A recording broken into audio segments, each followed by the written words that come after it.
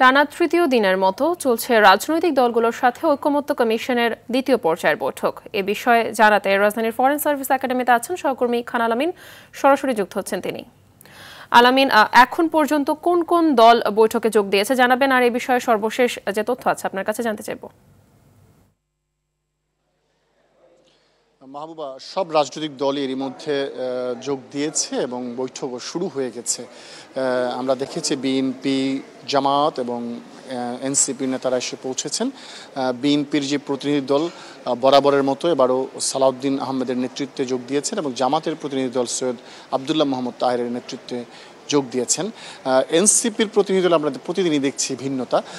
যেমন গতকালকে এসেছিলেন দলের আহ্বায়ক নাহিদ ইসলাম, আজকে এসেছেন দক্ষিণাঞ্চলের মুখ্য সংগঠক হাসনাত আবদুল্লার নেতৃত্বে একটি দল। তো আজকের যে আলোচ্য সূচি, সেই আলোচ্য সূচির মধ্যে রয়েছে গতকালকের একটি অসমাপ্ত আলোচনা, সেটি হচ্ছে রাষ্ট্রপতি নির্বাচন পদ্ধতি। সেই বিষয়ে গতকালকে 1 ঘন্টার বেশি আলোচনা হয়েছে। যেহেতু কোনো সিদ্ধান্তে পৌঁছা যায়নি, সেজন্য আজকেও আলোচনার শুরুতে এই বিষয়টিকেই টেবিলে নিয়ে আসা হয়েছে এবং এখন এই বিষয়ের উপর আলোচনা চলছে যে রাষ্ট্রপতি নির্বাচনে বর্তমান যে পদ্ধতি রয়েছে সেই পদ্ধতিটি থাকবে নাকি এটিকে আরও মডিফাই করে একটু উন্নত করা হবে। সেই বিষয়গুলো নিয়ে কথাবার্তা বলছেন। এক একটি রাজনৈতিক দল এক এক ধরনের মতামত দিচ্ছেন। সবশেষে এইগুলো নিয়ে একটা ঐক্যমতে পৌঁছানোর চেষ্টা করা হবে। আজকের যে নির্ধারিত শিডিউল রয়েছে সেটি হচ্ছে প্রথমত প্রধানমন্ত্রীর মেয়াদ কতবারের জন্য হবে সেই গুরুত্বপূর্ণ বিষয়টি আজকে আলোচনার মধ্যে রয়েছে।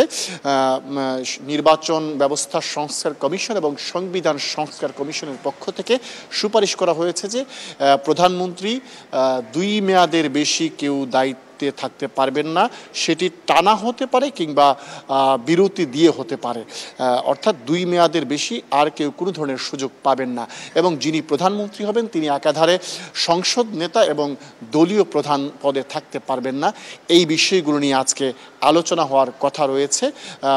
বৈঠকের শুরুতেই কমিশনের সহসভাপতি অধ্যাপক ডক্টর আলী রিয়াজ সেই বিষয়টি আমাদেরকে জানিয়েছেন। এছাড়া নির্বাচনী যে আসন সীমানা রয়েছে সেই সীমানাও আজকের আলোচ্য সূচিতে রয়েছে। সেই বিষয়টিও হয়তো যদি সময় থাকে শেষ বেলা পর্যন্ত আলোচনার টেবিলে উঠতে পারে। মাহবুবা, আমার কাছে এই হচ্ছে ফরেন সার্ভিস একাডেমি থেকে সবশেষ তথ্য। ধন্যবাদ আপনাকে।